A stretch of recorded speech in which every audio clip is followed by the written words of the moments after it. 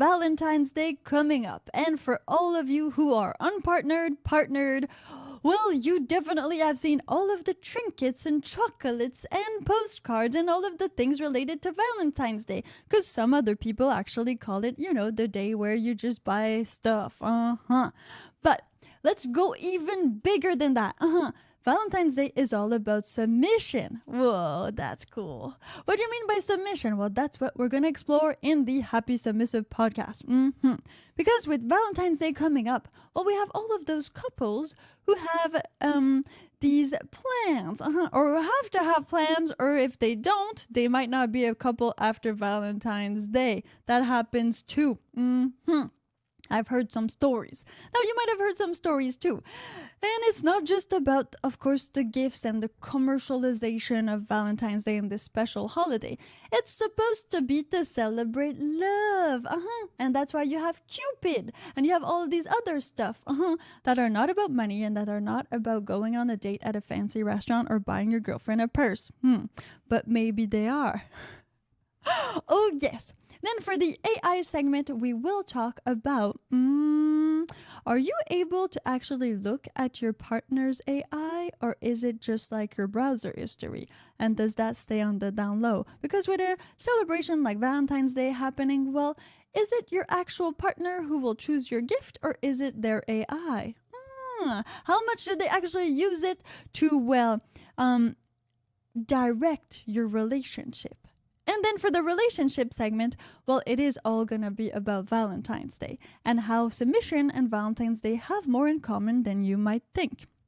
For the book segment, well, Valentine's Day is coming up, so why not buy a book that sparks controversy and also very, very much conversation. Yes, and that's why submissive women are happier.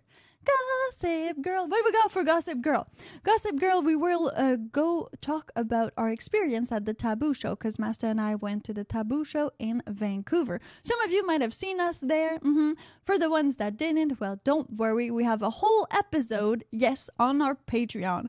Patreon.com/happysubmissive, where you can listen to us rant and talk about our experience at the Taboo Show. There's a lot more episodes on there as well. So thank you to all of our Patreon supporters for supporting the podcast. Now, I'm Marianne Delacroix, also infamously known all over the internet as Piper Blush. And I wrote the book, Why Submissive Women Are Happier. And I am the living proof of this. Yes. If you're listening to the Happy Submissive podcast, it's because this is an extension of the book, a place for us to talk about all of these things out in the open. You can listen wherever you listen to your favorite podcasts. And, well, thank you so much for being here with us, and thank you to Master too. That was a great intro.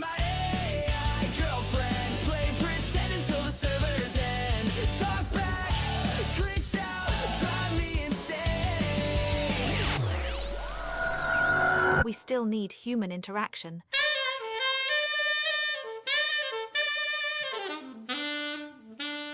This is happysubmissive.com, artificial intelligence news. I have to say that was the best introduction you made so far. From A to Z, it was perfect. It's a 9 out of 10. Where did you lose 1 point? Just the clicking was a little bit of dead air, but the rest was perfectly splendid. Congratulations to my wife. Thank you, Master. Let's lean into the AI segment. So this came to be, well, Master and I were talking about, well, Valentine's Day, but also everything AI, because Master has his own AI channel, and we are very much into AI these days. And we were talking about this and thinking, well, you know what? Like, do actual couples share their AI together? The ones that use AI as a companion, as a shoulder to cry on, even though it's kind of a metaphorical shoulder, but for advice with their relationships. And I don't just mean like relationship advice for sex and partnership, but also for their friendships and things like that. Would you be scared to give your computer or your phone, to your partner, and she goes or he goes to all the history of what you chat with? Would you be scared to be honest, if you check at my I have nothing to hide. You will be disappointed. Totally disappointed. All you're going to find is all about AI. Yes, all about AI and code. Well, we do kind of share like our AIs, right? So for us, it's a bit different. We don't really have so we have folders, we have like MD files, but we have the same Claude. We Yeah, share the same Claude. Yeah, but because we use Claude Code, so it's different memory, but it's the same memory. But people that use ChatGPT, just ChatGPT, they have their own memory. I think it would definitely be way worse than sharing your browser history, like pornography and all that stuff, because you're really like opening up to this AI, like the ChatGPT bot, and you're definitely, for those people that use it like that, and that's most people, you're really sharing like personal details about your relationship, about what you like, don't like, how to deal with, let's say, a situation, how to deal with with money, with all of these things, and your perspective on the world. So it's like if you were to swap, like, would you still be together? Like, would that create conflict actually? I think you would be more scared of my browser history than my AI history. Well, there's definitely a lot of AI in there, a lot of news. That's another thing. A lot of physics in your history. I mean, YouTube history is a bit the same thing. But I don't know how you guys use AI and girls and everybody. But Yeah, on my AI, on my browser, so you're going to find Lego thing, Lego build. yeah, those huge Lego builds, like those huge Lego builds. We have here Johnny. Thank you for being here, Johnny. Court Floor. Thanks for being here. Jeffy and AKA Fumbler.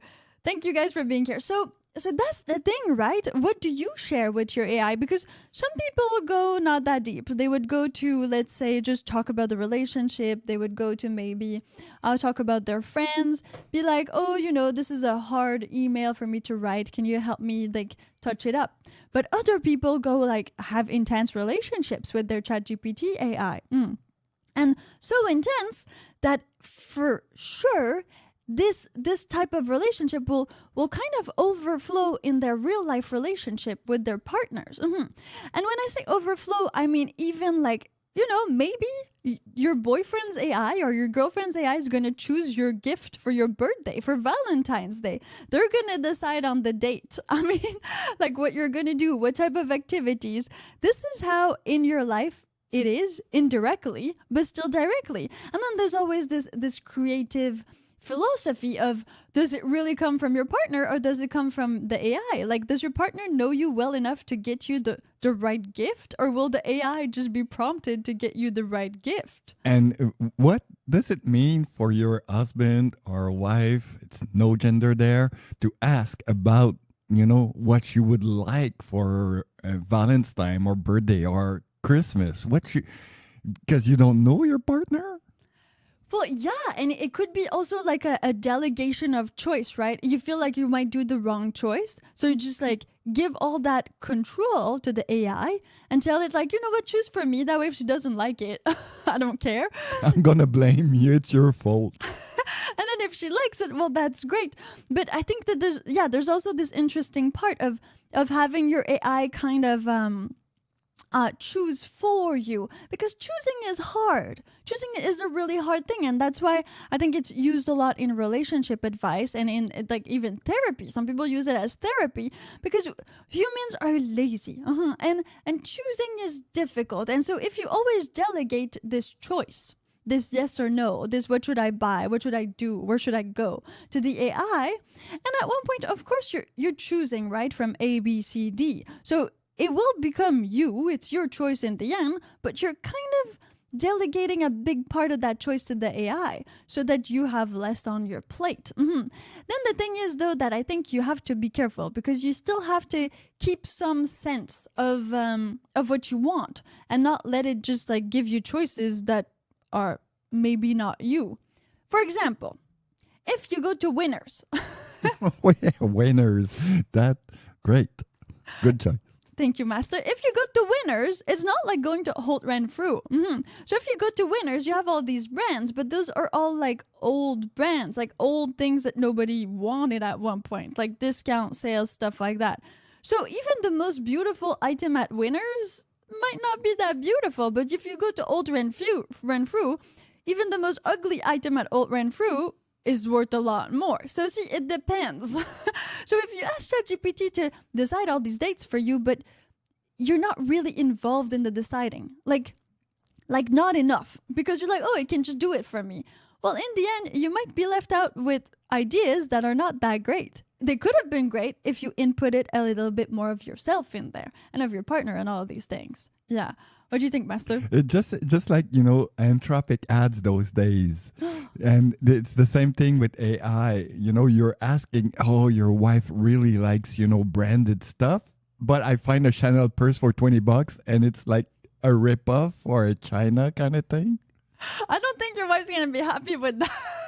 Well, maybe. I mean, depends on the wife. But she really likes Chanel. This is not Chanel.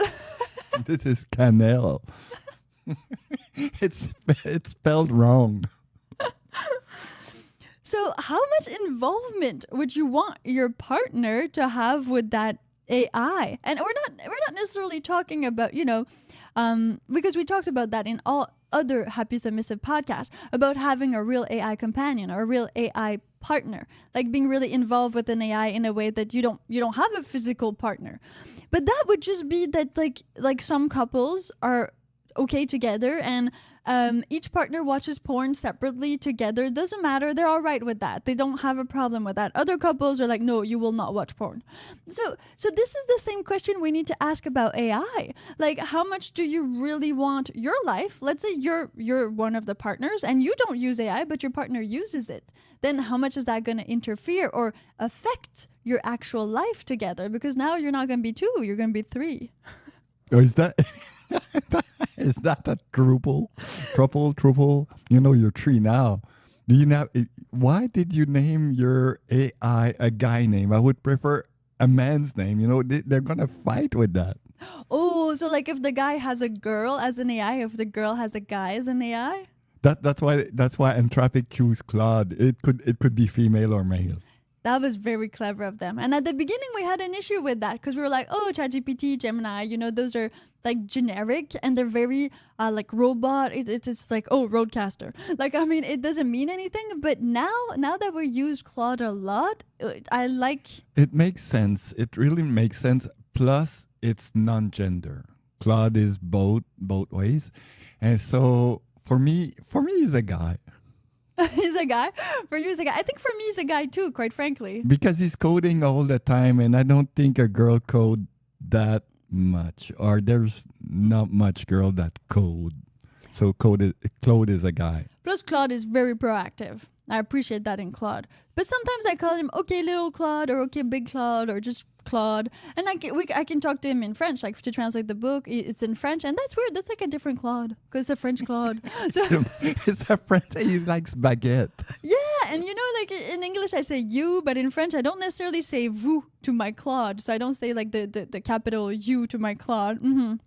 So please do share comments on Spotify if you have them. If not on YouTube, share comments over there about like, would you ask your AI to pick a gift for your girlfriend, and how much like decision making in your couple should your AI be doing? And also, if they open, actually, your partner is share. I'm sure they're going to put some luck. Just like Facebook. Remember when, Facebook, you not allowed to see friends, not allowed to do that security kind of thing. So at one point, people is going to share their AI with security. Don't share that kind of information. Don't share. Just, no, nothing personal, but gift is okay. I'm sure they're going to write some rule because I think it's going to be part of the new ways of talking to your wife or husband. So your both your chat GPTs are going to be able to sort of talk to each other, or your wife is going to be able to like, oh, I'm married with this man, so I can have access to some of the files on the GPT. Yes, I'm sure that's going to happen. Da, da, da, da, da, da. propose to Mr. Dawson. Will you marry me?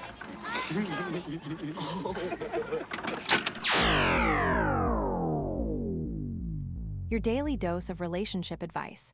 HappySubmissive.com. Valentine's Day is about submission. We have a poll going on as we are recording this, and so far it's 50-50. Yes, no, 50-50. But after we go and talk about this, the poll is not gonna be accurate anymore. So you're going for, are you going to convince that, it is submission? Yes. That's Okay. what I'm going for. It's on. It's on. So Valentine's Day, nobody wants to admit it, but it's about submission. It's really only what it is. You have all of these women that want men to read in their minds, to make them the most beautiful Disney princess type of date. They want the rocks, they want the purses, they want the sushi, they want the champagne, they want the hotel room, the petal flowers, the bathtub, the massage, the cunnilingus. I mean, they want no man. Could be a lesbian, it would be same thing. Like, that's what Valentine's Day is about. Like, this expression, like, spoil me rotten. Like, all that's to show love and appreciation for the female in that way. And, well, the thing is, if you want all of these things, that means the man has to do all of that because it's supposed to be kind of a surprise, right? But then the women's going to say, see, I'm dominated. He's doing everything I want. Maybe that's the thing, no? So women would think that because men do all of that. No, it's so you're not a bitch the rest of the year. That's why he's doing that mostly. And it's because if he doesn't do that, you're gonna hate his guts. You're gonna be mad. You're gonna be disappointed, angry. You're gonna be like, no. Valentine's Day is a female holiday. It's nothing more than that. There's like 3 men who actually enjoy Valentine's Day because all the pressure's on them. Like, it really is. They have to do all the planning, all the doing, and then all the women are like, oh, no, we're okay. We want to split the difference and all that. But then when Valentine's Day come, there's like a different cassette. It's completely different. It's really like the Disney princess movie all over again. And I even find some like fun studies that I want to share for all the men and women out there about Valentine's Day. Yes, But master. again, the women's going to say, see, I dominate, man. They do whatever. They buy me purse. Is that dominating or it's prostitution? Yes, the second one. Okay. Now you can go. Well, okay, we could expand on that, master. The point is that, like, it's not because somebody does something for you that you're dominating. That's what women thinks. But it isn't. It is not. Especially not if there's an exchange of sex or of something else. Domination, in my book, and mastery and all these things are made for growth. And there's an exchange of something more than just A purse, sex. a purse. A purse, chocolates, a dinner at Blue Water Cafe. I mean, all these things might be great for sure for most people, but in the end, did you like? It's an experience. It happens, and then the guy wants to please you. That's it for that one night, that one time. Okay, sorry to interrupt your flow again, but I wonder how many people is going to go to a steakhouse at Saint-Valentin compared to Blue Water Cafe. Elisa, we will stand in front of those with the clickety and we count how many people come in for Saint-Valentin, steakhouse or sushi. Okay, now you can go. Sorry. Okay. So sushi is definitely more female-oriented choice, and steak definitely more male-oriented choice. So the data, 39% of women have been disappointed when partner didn't do enough for Valentine's Day. What is enough? What is enough? It's like if you don't bring her the Rolls Royce, the dinner, the flowers, and I mean, how can the guy that you're dating that you know is not a prince have all this money like for this one day? Like, where did he get it? Does it just appear? He's still paying Saint Valentin from last year in his credit card. That's what happened. That's why he doesn't have any more money this year. And we have like versus 13% of men. So I have put, I'm going to put all these data and all these things in the podcast description later. There's a few already there. If you want, just go click in the podcast description. You'll know more about all of this. So 13% of men are not disappointed about Valentine's Day. I mean, even though the man pleasures the woman, he still gets sex and he still gets to spend some time with his wife, girlfriend, or that person. And then usually, which is great for Valentine's Day and holidays like that, is that it's supposed to be a no phone date, right? You're supposed to like really be there with your partner. So either you like each other or you don't, but you're supposed to like actually be together. This is the whole point. Now, 24% of women want him to plan Valentine's Day. That makes sense. I think like most women want the man to plan. That's what Valentine's Day is about. Like that. Only 14% of men want their partner to plan. So that would be like, I think those are the guys who are like, fuck this. I'm not planning. You decide, because or else you're gonna be pissed. So I'm not a submissive man, but I try to like be the leader, be the dominant in the relationship. You won't let me, and I've abandoned that. So we have kids. We need to get our things together. So you choose, and I'll just follow along because I have abandoned. I just talked to your friends with the one that got a dog, and she told me everything about Saint Valentine. It's too stressful for me, so fuck it. I'm not gonna do it this year. I'm not gonna do it. I don't want to be that guy that night. I want to be me. Fuck it. Then women are more frustrated, 63% versus 46%, and resentful in the relationship in general. Well, that's not just for Valentine's Day, but that's just like how women kind of take it in. Like it's how they. I'm not sure it's a good choice of words. Good choice of word. Men feel more listened. Depends, like 79% versus 65%. And happy, that goes more for men. Men are happy in relationship in general. 87% versus 76%. So like these are just one study, one data, but it's interesting because I think it reflects some of the parts of like the stress of Valentine's Day and what Valentine's Day really does for you. So to get back to Valentine's Day is a submission holiday. It really is what it is. So of course you would have those few couples and those few women who are like, I'm boycotting Valentine's Day. But usually what you hear about the Valentine's Day boycott is the economy of it. So the fact that it is money and it is spending a lot of money on gifts and stuff that you will throw away or eat or whatever. And people are against that, a bit like on Christmas, you know, Festivus. They're against the fact that it's an economical thing. Where the question we should be really asking is, no, that's not why those who boycott Valentine's Day should boycott it. It's because it's a submission holiday. So if you're not submissive, you shouldn't partake in in Valentine's Day. Hey, listen to that. Remember a couple that I'm not gonna mention just because in case they watch, which I don't think they watch, but anyway. So like they said, like we don't care about Valentine's Day. We don't do that. It's too commercial. Blah blah blah. And I'm sure the women cries at night. Because she didn't get flowers for Valentine's Day, or because she didn't get a little special attention, something. Even though she's like, no, I'm over this, I don't want this. It is not true. Women are not over this and they don't not want this. I mean, it's not like that, especially in a couple that's not going very well or that might have other flaws, you know? It's just an easy way to kind of be reminded, oh, okay, he thought about me. It's like guys forgetting anniversary or guys for getting birthdays and stuff like that. Unless you're a couple that really communicates and has like something more, the chances are, if you forget, she'll be mad. And when she says she doesn't want Valentine's Day, it's not true.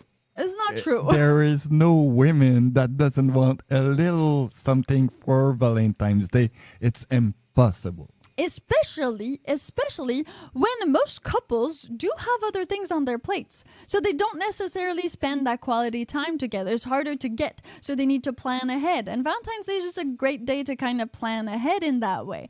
For me and Master, every evening is like Valentine's Day. We're like, yeah, vacation. What are we eating for dinner? So this is like different. But if you're not in that situation, She will be mad. And the most interesting contradiction and controversy in all of this is that Valentine's Day is really a holiday where the woman is submissive. I mean, it's not because the guy does it that he's the submissive. It's reverse. You want the man to do all these things. You want him to propose on Valentine's Day. You want him to bring you gifts. You want all these things, but then the rest of the year, no, you don't lead. I choose where we go to the restaurant. I don't want to go to a taco place. Don't feel like it tonight.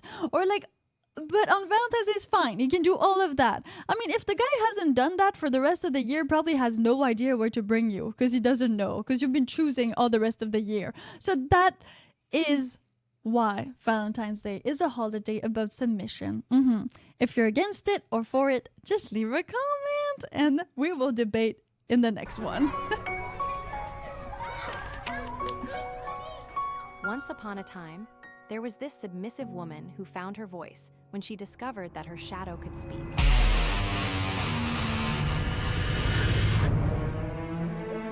Let's break down the book, chapter by chapter, scene by scene. And I have a book here, in my hands. So, why should you buy this for Valentine's Day for someone? Well, first things first, you can actually buy the book in the EPUB version. So that's like an ebook version. It's kind of like PDF or whatever. You can just download it, but you can buy it anonymously on mdelacroix.com. It's in the description of the podcast. So just go check the description of the podcast. So if you want to send it anonymously to someone, it's totally anonymous, like totally. Plus, when they open the email to download the book, you receive an email confirmation. It's like, oh, they opened it. So they should be starting reading it right now. Oh, you know what you should do? You should make it a special for Valentine's Day. Oh. You know, find something, put it there just for, so, you know, a special attention. Because not everybody has the guts, for sure, to like buy Why Submissive Women Are Happier for their partner. When I was in high school, you could do that, you know, send anonymous card to someone and same thing, but with a book.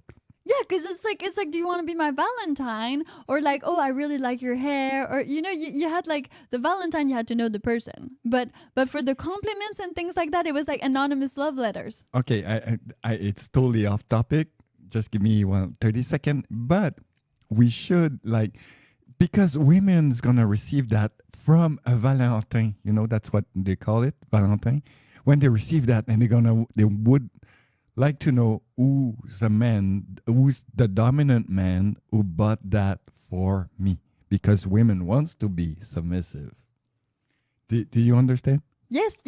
So, so you would have the non-anonymous option? But we have the non-anonymous option. It is. But it's from a Valentin, someone that loves you, you know? Because if you send flowers anonymously to a girl, it's because you love her. Same thing for the book, but there's a double meaning to it. Since I'm dominant and offering you a book, so you're submissive. Are you? Read the book. And then you know if she is or not, if she read it or not. That's great. And it's true that we did do that in my high school when I was young. Like we would have like these flowers, and people could send each other flowers, but you wouldn't know necessarily who they're from. And then they just give the flowers all the day. And some girls would have like flowers, you know. Other girls, less flowers. Bigger tits, more flowers. Oh. High school. So, yes, the thing is, this book, Why Submissive Women Are Happier, I mean, we saw it at the Taboo Show, and we're going to talk about that in the Gossip Girl segment that is coming soon, so don't go anywhere. And, well, it's just that people can talk about this. And the most reaction that we had was that when they read the title, they were like, but then when they started reading the back cover, it was like, oh, that's actually interesting. That's actually like, that's going to make me think. And that's what you want for Valentine's Day.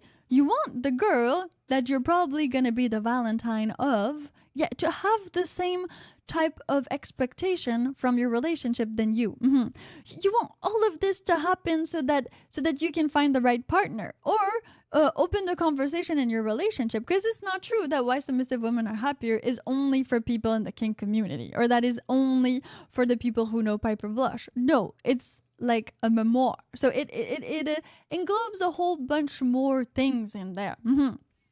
So I like that idea, Master, of like gifting it as a dominant male. That's cool.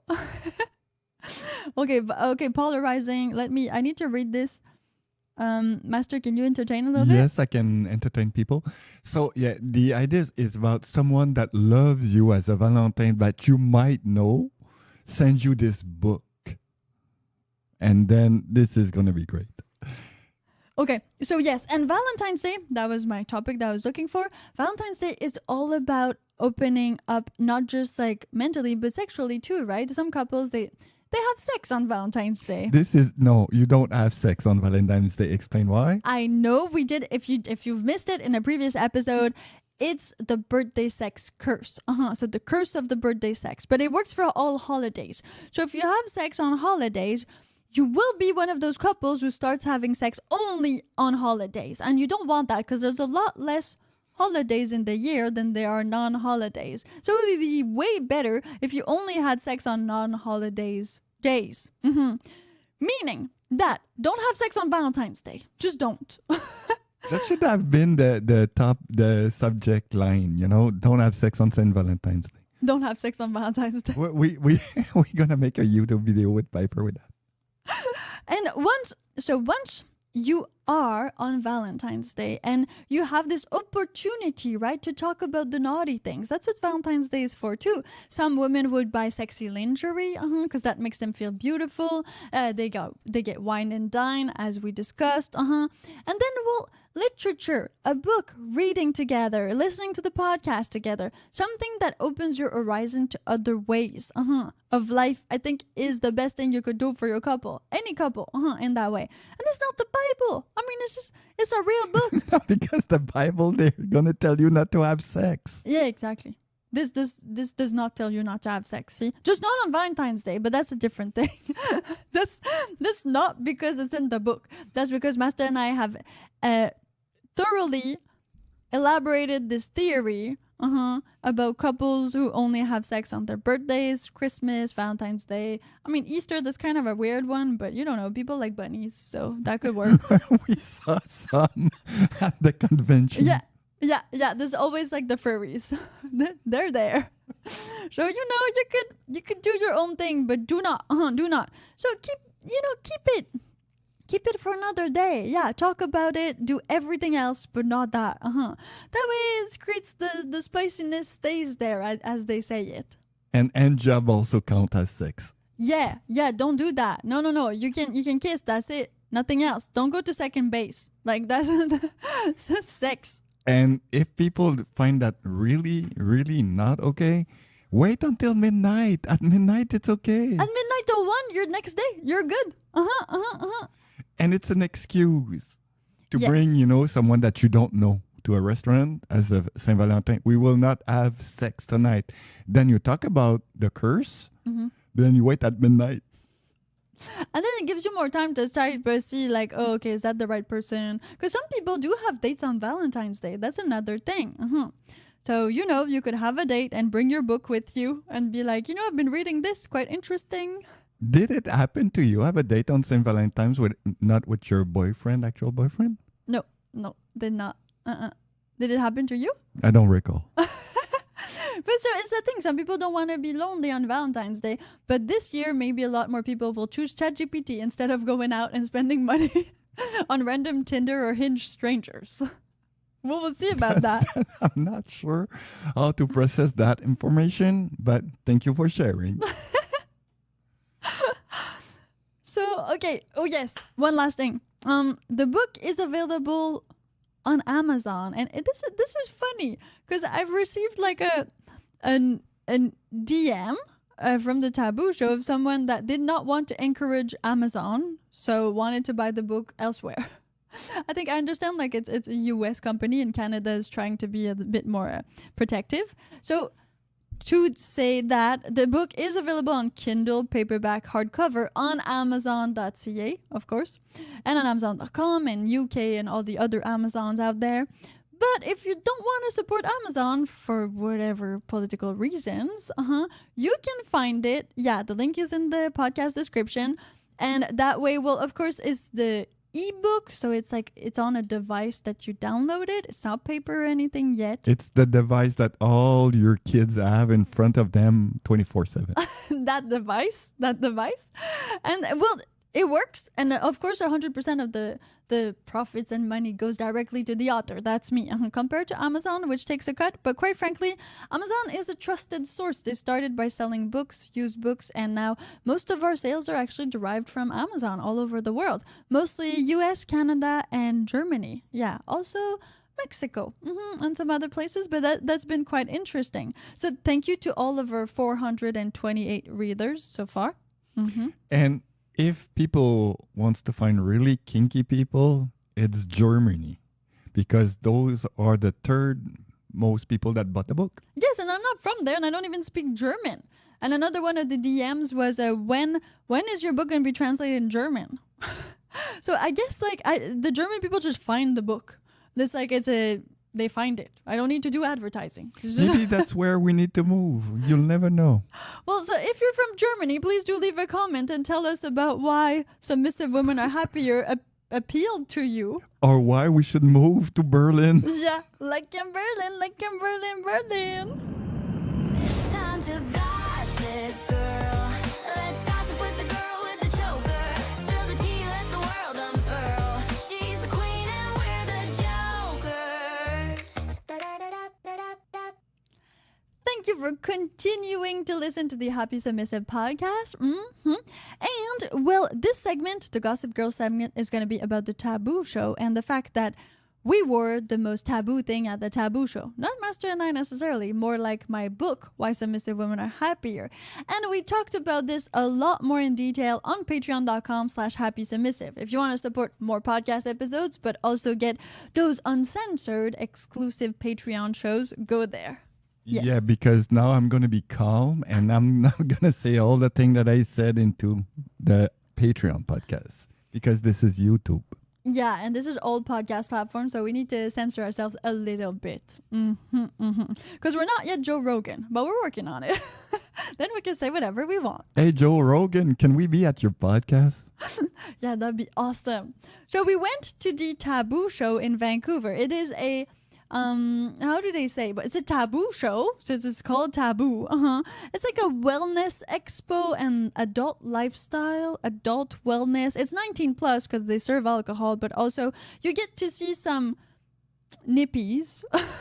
Not supposed to see everything, but some cows. Some cows, some dogs, some trans, some drags, some people in leather, some gays, some lesbians, some normal people. And the one that's going to shock you the most, the normal people. Yes, they are there. They're curious. They want to explore. They want to tell their friends that they were kinky for a weekend. And I mean, some of them kind of, I don't know, they go there like it's a circus, right? Like it's like, oh, look at those weird people. And then they just laugh at you while you're there. Selling your book at the event. In your face. Yes. Because you are this woman with the beard. Well, or your book is same but different. And so they laugh because it's so shocking that you would see at a taboo show Why Submissive Women Are Happier, a legitimate book. There was like, I think one other author, maybe more. I don't know. We didn't see all of the booths and all the things. We were too occupied doing our own thing. But there was like some drawing and some like illustration stuff. It was a sexy comic book, so it was related, just like us. Yes, related to the show, but not in ways that you think. So why were we the most taboo show at why were we the most taboo thing at the taboo show? The thing is, all of the vendors there, as Master likes to say, were just flea market vendors. So it was hot sauce, it was essential oils, it was baklavas and olives, it was lingerie, it was high heels, it was a few apps, there was Chatterbait, of course.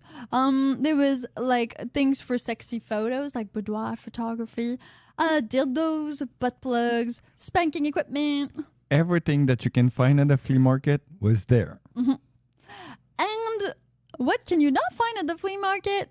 why submissive women are happier that you cannot find there. So all of the items that were sold there were not taboo. There's nothing taboo about them. Why? Because taboo is supposed to be something that would endanger you socially if you talk about it, if you get out there with it. If you take why submissive women are happier to your desk at your 9-to-5 job, there's a good chance that somebody's gonna start talking to you, that HR is gonna come in and they're gonna ask you, like, maybe, don't read this here, read it somewhere else. Like, you are shocking me. And this is really shocking.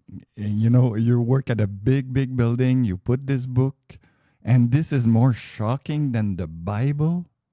Yes, and that dildos and butt plugs. Because your grandma's had dildos and butt plugs. Your mom has them.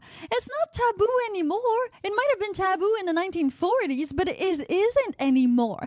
It's like the taboo show hasn't upgraded to 2026. We're in 2026. Things that are taboo now are like AI. Is it going to take our jobs? It's like the hard question. Is feminism dead? Like, why submissive women are happier? Those are taboo questions. What do we do with transgenders? Like, what is going to be even gender if we have AIs and AIs are going to be real people and robots are going to be real people? What do we care about genders anymore? Those are the taboo topics. Not a dildo. You can buy that at your grocery store now. There's nothing taboo about it. Taboo is prohibited. Means like prohibition. It means like something that is nobody wants to talk about because you could get in trouble, like socially, in where you live. Let's say, like, singing in Iran is taboo for women. That would be if they don't sing like the songs. So it's supposed to be something that will definitely make people mad, make people think. It's on the verge of being illegal. It might even be illegal, but you want to change that. So you're coming out there with your idea, with your product, with your whatever, to spark a conversation so that the world can evolve. And that being said, why submissive women are happier was the most taboo thing at the taboo show, because people did not want to engage with it. And even if they did not want to, they had these spurts of emotion coming out of them. They had to say something. They had to say the title out loud to their friends. They had to laugh at it. They had to be like, oh, they had to do disgust face. They had all these different types of reactions to a booth with a book and two people standing there. To a show that's called the Taboo Show. When you see people literally getting spanked, and you see strippers, and you see burlesque dancers, and you see people dressed as cows, and we all know what that fetish is. No, you don't all know it, but it's okay. It's called insemination. So you all see this, and a book is the most dangerous thing, right? It's like Cthulhu. It's the most interesting, and it should be. Literature is dangerous in a good way. I mean, literature, you have to read it. It makes you think, and this is dangerous. People don't want you to think, and it's okay to read it and to disagree with it, but read it. It's going to make you more intelligent anyway. Don't read the Bible. The Bible is not true. This book is a memoir. It's true. It's real accounts. It's my life, and then my life with Master, and it's the before, and then it's the transformation that happened, and then it's us just kind of riding this wave together until now, until you listen to this podcast, and this is what we are and who we are now. But this book was built, I would say, written within a year of now. So it's very accurate, and it sparks from, my childhood, but mostly the last 10 years of my life with Master, and what it did to me and how it changed me. And it's don't judge a book by its cover. And it's exactly what everybody there did, in a good way and in a bad way. So in a good way, it is a book that can definitely change your views on the world. Definitely. We're not going to say it cannot. It can. And that's why people have this reaction to it, because everybody's scared of changing their views, right? It's like their ideologies or their identity. That's scary. And then, the other bad thing is to just kind of judge and dismiss it, not even think about it, having this wall of no thinking. And that's dangerous, because not thinking and not rationalizing, that's how we got to religion.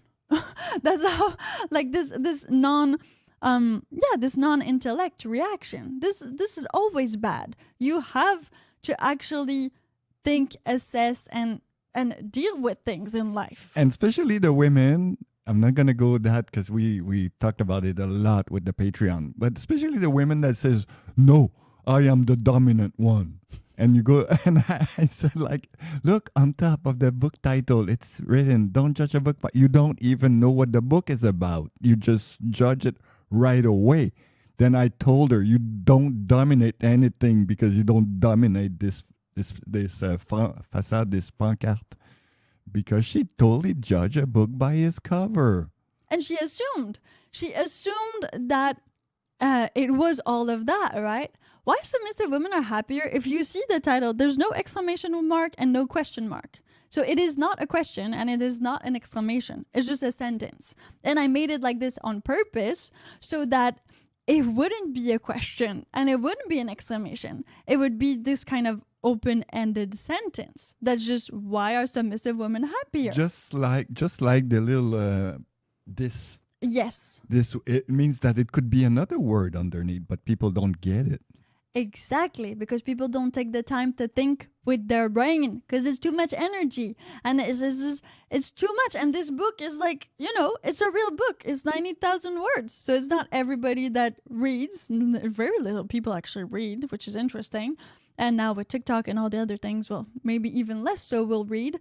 And so to invest this time in this book that you already think that might be a saying like why submissive women are happier. And only one woman told us about this. Yes. And about she knew how to read. The hyphen thing. The hyphen. That was I think it's a hyphen. I'm not sure in English. How's it called? Not sure. Well, that. So it's interesting to see how contradictory it is, right? Because you're at a taboo show. It's called the Taboo Show. I expected for people to want to talk about taboo. And I remember when I was younger, we had this game. It was called Taboo Game. And it was funny. It was like a cranium, but different. A bit more about taboo. And it's like, you're at the Taboo Show. Don't you want to explore these things? No, you don't. You just want to go there, feel a bit kinky and curious, tell all your friends that you went there, so you're kinky and curious, and then go on with your life with your little paddle, use it 2 or 3 times, and then it's over. You don't necessarily want to be, shaken, slapped, and like mentally, not just physically. You don't want to be confronted to the other ways.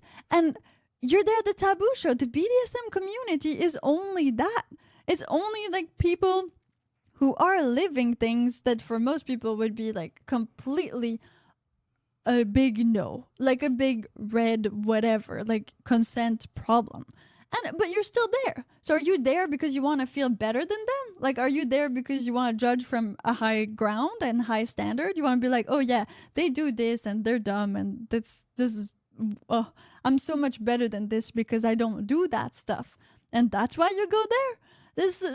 It was quite interesting to be at this type of event that is supposed to promote taboo and promote talking about these issues when there was really no social issues discussed. There was gays, there was queers, there's all of these people, and there was a few like educational conversation and things like that. But then at our booth, there was very little actual conversation going through a book, through the long book that was there. So we had a few couples that came to us and that talked. And also, I guess you pay for your ticket, so you want to do everything and make your money's worth. Maybe that's one of the issues. But for the rest, nobody stopped and was like, you know what, just let's talk. And we did make a different type of banner for the second day, for Saturday. And we said exactly that on the banner. We said, this book is the most taboo thing at the Taboo Show. Change my mind and then taboo, what it means. And still nobody stopped to talk to us, which is weird because, well, we were too. We had time. We had nothing else to do. But no, being in this situation and being at the Taboo Show was not the type of people that wanted to actually explore or open up to others. Engage. Just ask questions. And most of them arrived and were already like, no. So it's like, oh yeah, sell me your book. Oh yeah, tell me why I should buy this book. So it's already a no. It's not like, oh, so did you write this? Are you submissive? It's like that was like maybe 20% of the people that stopped by the booth that actually talked. And bought the book. Yes. The other people were just there to kind of push their own thing. Like there's no conversation, no nothing. It's just like, yeah, it was more like, I'm going to come here and demolish you. Okay. Yeah. And like, I'm going to write a book. Do it. Write a book. Why submissive men are happier. Write it. You can't even write it. Yeah. Those are the women who laughed at the book. Exactly. Sit your ass down and write a book. Then we'll talk. Because this is an actual project. It's an actual huge endeavor to write a book. And that's why the book is still seen so high in society as a work of art, but also as a ways to express yourself. I mean, and that's why people are scared of books, even though not everybody reads it legit. Because it can definitely do some things. A book can. And this is very mind-blowing. So if you want to know more, just go to patreon.com/happysubmissive and listen to Master and I rant about it and go more deeply into our real thoughts about this. And well, I am working on the other books, so we will talk about this in the other books that I'm writing right now. They'll come in at one point and they'll be there. So we still have people on YouTube. Thank you for being here and everywhere else. We'll move on to some type of little Q&A and check out what we got on here.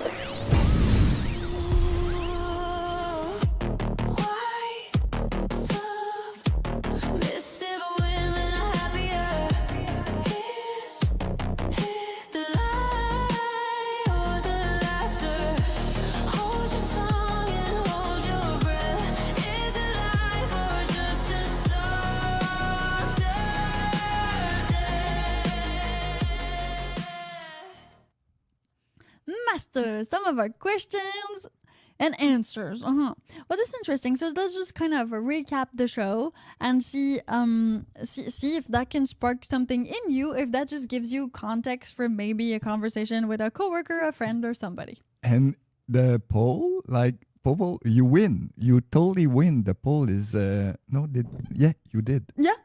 Okay. So I won the poll. Yeah. People think that Valentine's Day is about submission now. 55% think yes, 56%, 44% think no. And James Whiteley says there are some bossy, miserable women out there for sure, which is kind of very sad. Yeah, maybe they drink too much tea. Yeah, we don't know what kind of tea those women drink. But so let's recap a little bit. So if you have like this woman who would say something like, my boyfriend never plans anything for Valentine's Day and I'm always disappointed. So this is true, right? We have this type of women. You want your boyfriend to plan stuff for Valentine's Day, but you don't let him plan anything any other day. That's why he doesn't want to plan. And often maybe you even tell him, when you do something, you do it wrong. Then he doesn't want to do it. Men are human beings. If you're mean to them, they just won't do the things that you are mean to them for. So this is like, they'll stop doing it. It's not because they're not leaders. It's just because at one point, everybody can kind of get trained into not hurting their partners and all of that. And so you choose this status quo. You choose to like not engage and you choose to just be there. It's less complicated than leaving and you just suffer through it until at one point somebody decides to split and then you're like, yeah, go to gym, get a six pack, whatever. And then you find another partner. Get a boob job. Yes, exactly. Get a better car. It's always like that. This is just how people are. Okay, so I used AI to help write a love letter to my wife. Should I tell her or just let her think I wrote it myself? Oh, wow. This is so hard. I would say I used AI because if I do something without AI, I think you should be surprised. Definitely for you, I would be surprised right now. Because, yeah. You wrote that yourself now. Don't believe me. Just don't.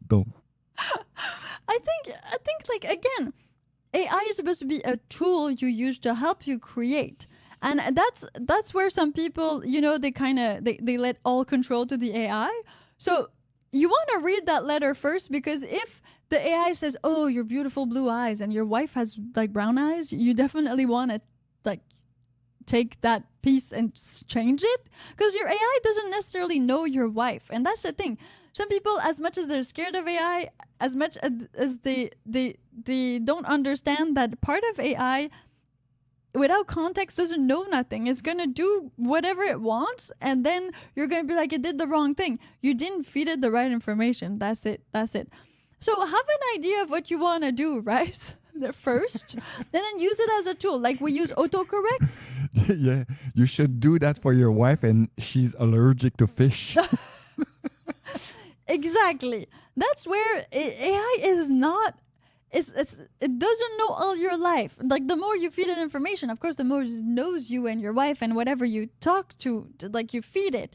But in the end, you want. It's a tool. You need to hold a hammer. You can't just let the hammer do its thing. It won't. So think a bit about it that way. Write the love letter. Let the AI help you like correct it and maybe a bit tweak it. But that's it. It's better if it's like genuine than the whole letter that says all the stuff your wife will never do and it's not the right wife. It's not the right one. Wrong AI. The wrong AI. Don't use Grok. Yeah, it doesn't mean not to use AI. It means to use it, again, as a tool. I've been thinking about buying your book for my girlfriend, but I'm scared she'll take it the wrong way. Any advice? Don't judge a book by its cover. That's my advice. Most girlfriends will take it the wrong way if you just put the book in front of them. That's not the way to do it. It's just like if a girl puts a penis extender enlargement thing in front of you, you'll think your penis is small. Same thing. You don't want to do that. Okay, I got this crazy idea. Okay, listen to that one. It's then after that you can end the show if you want. Let's imagine you buy the book, you don't show it to your girlfriend, everything is fine. Then you make love and you spank her a bit because she likes it, but you spank it with a book. Then you give the book. Reveal. That's great. I think that's great. See how to give this book to a woman.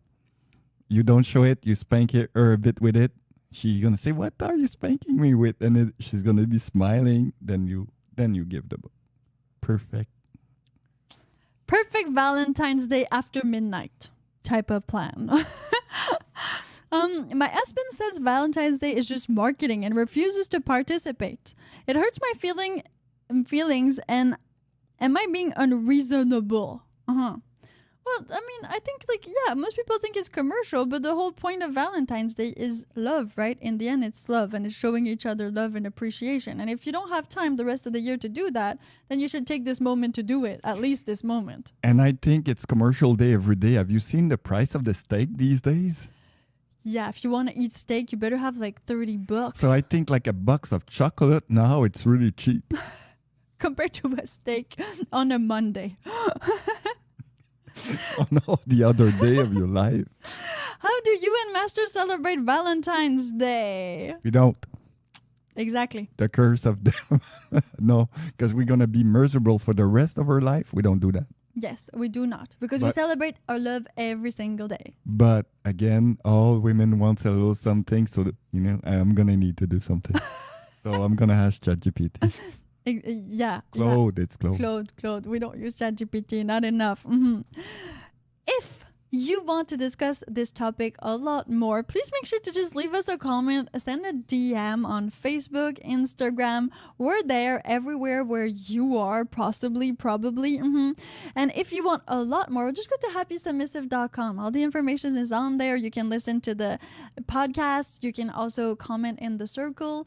And we have a community there that we're building so that people like us and people like you can get in touch and just talk about these things. If you've read the book, I would deeply appreciate a review on Amazon. For those of you who bought it on Amazon, because I was told, yes, then I need from 10 to 15 reviews to kind of be more credible. And so far, I got 1, 2, 3.